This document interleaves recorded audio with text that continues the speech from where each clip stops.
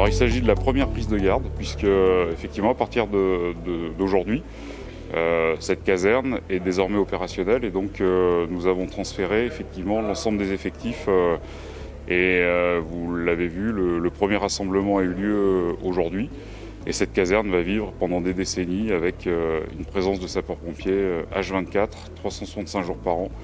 Et donc voilà, le bâtiment qui a été livré il y a une dizaine de jours est désormais opérationnel. Alors ce matin, dans un rassemblement, en fait, la première chose, c'est un moyen pour nous de faire un peu l'appel, d'être sûr que tous nos agents sont présents sur les rangs.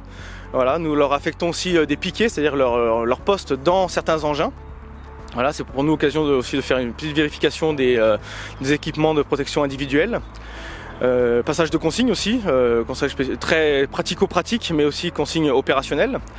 Et c'est un peu ce qui va donner l'élan de la journée. Et ensuite on enchaîne sur les vérifications, sur la préparation physique, les manœuvres, toute la vie du centre qui se met en route et bien sûr les interventions qui vont ponctuer toute la journée. Il me semblait important de partir avec un symbole qui prendra place ici. Chef de centre. Merci. Nous avons récupéré ce petit morceau de panneau sortie pompier qui m'a été confié, que je mettrai dans mon bureau.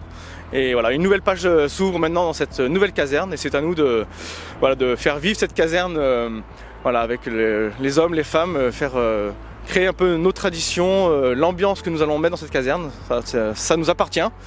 Et tout en respectant le contrat opérationnel qui est de se préparer et d'être prêt à tout instant pour affronter les défis opérationnels qui arrivent en Savoie toutes les 15 minutes. Alors aujourd'hui est un jour singulier puisque nous terminons les opérations de déménagement, mais ensuite la vie va être rythmée comme dans toutes nos casernes.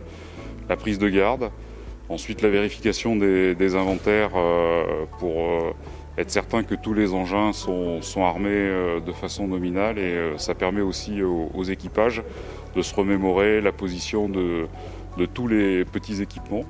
C'est ce qui fait aussi notre efficacité en intervention où tout doit être à sa place.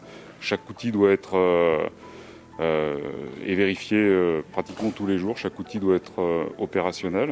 Donc c'est le prix du succès, c'est le prix à payer pour le succès des missions où il n'y a pas de place à l'improvisation.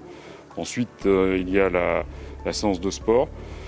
Il y a ensuite une séance de formation, d'instruction. Donc les gestes techniques sont répétés. C'est un travail où on met en œuvre la dynamique de groupe, puisque chez nous la dimension collective est essentielle. Et puis ensuite, l'après-midi, il y a les différents travaux d'entretien, les différents travaux sur la création de plans de secours. Donc il y a toute une vie, en fait, dans les services supports. Il y a des entraînements particuliers aussi qui s'opèrent.